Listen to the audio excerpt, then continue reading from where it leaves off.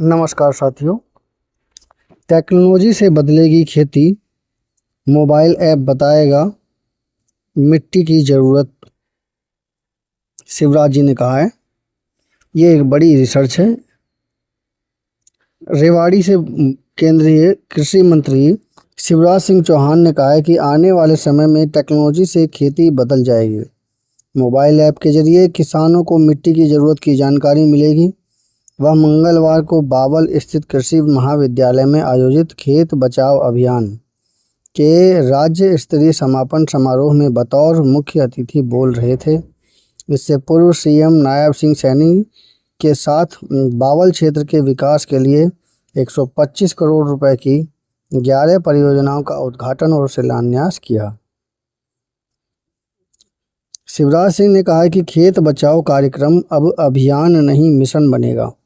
उन्होंने किसानों को संतुलित मात्रा में खाद के इस्तेमाल की अपील की है। कहा है हरियाणा मॉडल से देश के किसान खेती करने का नया रास्ता सीखेंगे। सीएम सैनी ने कहा है कि 800 एकड़ भूमि किसानों को पट्टे पर दी जाएगी। मुख्यमंत्री नायब सिंह सैनी ने कहा कि केंद्रीय सरकार किसानों को आय बढ़ाने की प्राकृतिक खेती, डिजिटल कृषि के विस्तार के लिए निरंतर कार्य कर रही है। ICAR और हरियाणा कृषि महाविश्वविद्यालय जैसे संस्थानों के वैज्ञानिकों ने इस दिशा में बड़ा योगदान दिया है। आज से हरियाणा FPO मिशन 2026 का भी शुभारंभ किया गया, जिसका उद्देश्य छोटे किसान समूहों और किसान उत्पादक संगठनों को सशक्त और आत्मनिर्भर बनाना है। कहा कि प्राकृतिक खेती के लिए कुरुक्षेत्र, जींद, सिरसा और करनाल में प्रशिक्षण केंद्र खोले गए हैं। पंचकुला, यमुनानगर, करनाल, सोनीपत, रोहतक, गुरुग्राम, फरीदाबाद, हिसार, चरखी दादरी और नारनौल में प्राकृतिक व जैविक किसानों को कृषि उपज बेचने के लिए जगह उपलब्ध करवाई जाएगी। कृषि विभाग के स्वामित्व वाली 800 एकड़ भूमि केवल उन्हीं के किसानों को पट्टे पर दी जाएगी जो इस भूमि पर अगले 10 वर्ष तक प्राकृतिक जैविक खेती करेंगे। अब देखिए यहाँ पर इन्होंने जैविक खेती की बात करी है। ये बात सच है कि जैविक खेती से किसानों में काफ़ी ज़्यादा प्रोत्साहन मिलेगा और इससे मिट्टी की जांच करने में भी फ़ायदा मिलेगा। देखिए, मैं अपनी ओर से बोलूं तो यही कहूँगा कि किसानों को खेत बचाओ अभियान के तहत जो सुझाव दिया है वो बहुत ही अच्छा दिया है। बावल में खेत बचाओ अभियान का समापन समारोह किया गया था कि खेत किस प्रकार से बचाएं और उसमें खेती के ज़मीन को कैसे उपयोग करें।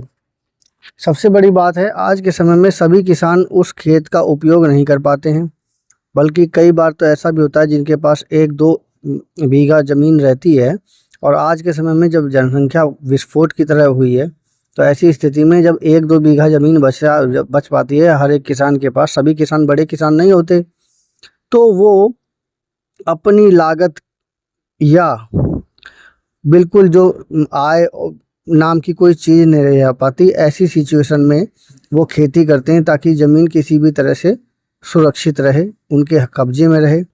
ऐसी स्थिति में वो ज़्यादातर खेती करते हैं।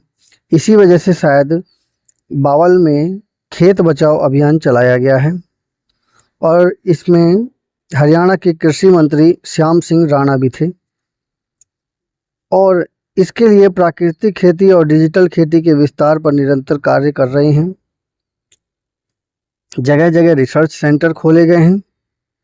देखिए, हम तो यही कहेंगे कि छोटे किसानों को भी इस प्रकार से सुविधा दी जाए ताकि वो अपने खेत में अगर प्रॉफिट की पोजीशन तक पहुंचा सके अपनी खेती को, ताकि वो बार बार खेती कर सकें। ऐसा ना हो कि निराश मन से वो अपना पैसा लगा करके ही उस खेती में लगें ताकि हमारा खेत हमारे पास रहे। ऐसी सिचुएशन ना बने तो ज़्यादा अच्छा है। और आज के समय में चूँकि जब आज के समय में औद्योगिक क्रांति हो गई है और बहुत ज़्यादा आबादी बढ़ गई है, तो ऐसी स्थिति में तो किसान जो है ज़्यादा से ज़्यादा वो कोशिश करता है कि मेरी ज़मीन मेरे पास रहे और इसके लिए वो अपना पैसा लगा करके वो खेती करता है। अगर उसी खेती से उन्हें प्रॉफ़िट यानी लाभ होना शुरू हो जाए तो ये सोने पे सुहागा होगा।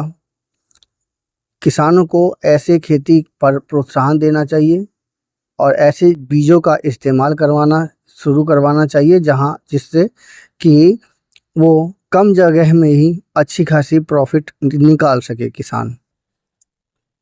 इसके अलावा देश के दूर दराज इलाके जैसे कि बर्फीले एरिया या कहना चाहिए जहाँ पहाड़ी एरिया है या जहाँ पर बिहार जहाँ पर बाढ़ बहुत ज़्यादा आ रही है, उन एरियो में रिसर्च करके उन एरियो में किस प्रकार के पौधे लगाए जाएं, उस पर रिसर्च करना सबसे महत्वपूर्ण है। क्योंकि अब 4 महीना कम से कम बारिश के होते हैं और उस समय पूरी की पूरी एरिया वो बाढ़ग्रस्त हो जाता है, तो वहाँ पर उपज नहीं हो पाती है।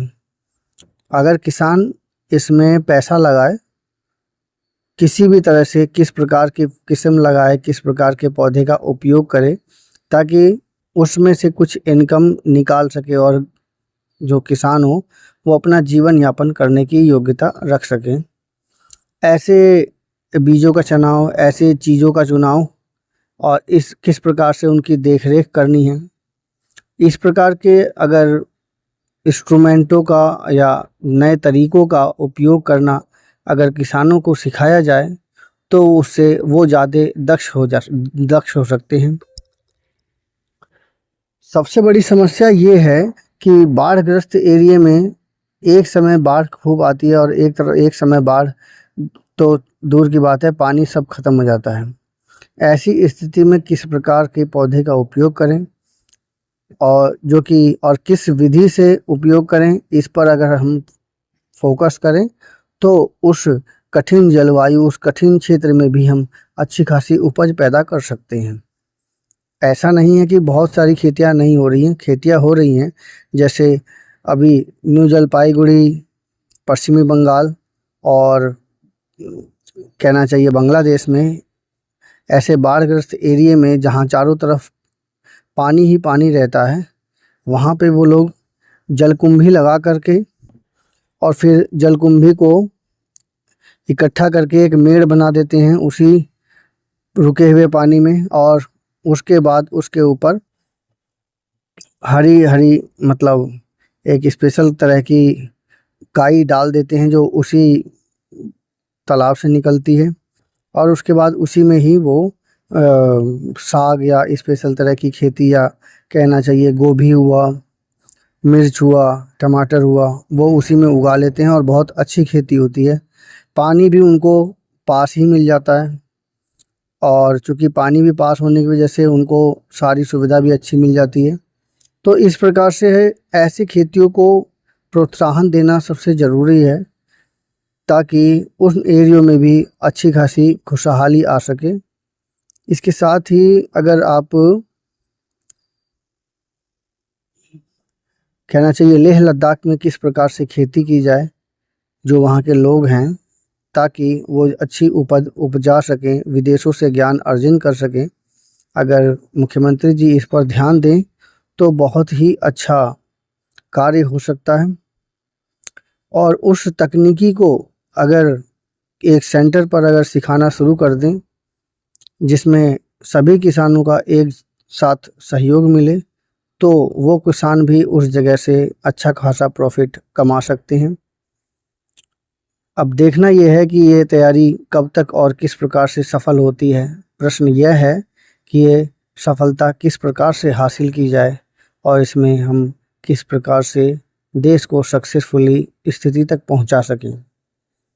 अगर ये युद्ध स्थिति जैसी अगर किया जाए तब जाकर के हम अपनी अच्छी खासी आबादी को कुछ खिला सकते हैं और आत्मनिर्भर बन सकते हैं। अब देखना यह है कि ये प्रोसेस किस प्रकार से किया जाए। मेरी समीक्षा कैसी लगी कृपया कमेंट कीजिए, चैनल को सब्सक्राइब कीजिए और हाँ, ये जो ऐप है ये पेपर में आ सकता है। इस प्रकार के ऐप को बढ़ावा देने से बहुत ज़्यादा फ़ायदा मिलेगा। धन्यवाद। सुनने के लिए धन्यवाद।